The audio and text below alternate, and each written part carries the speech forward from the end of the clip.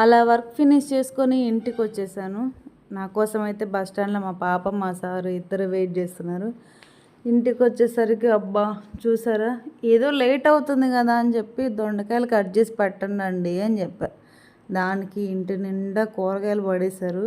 ఇప్పుడు మళ్ళీ మనకు అది డబల్ పని అనమాట. ఇంకా చేసేది ఏముంది, డ్రెస్ చేంజ్ చేసుకొని మన పని మనం మొదలు పెట్టాల్సిందే. ఇంకా సరే అని ఇంకా డ్రెస్ చేంజ్ చేసుకొని మొత్తం ఊడ్చేసాను.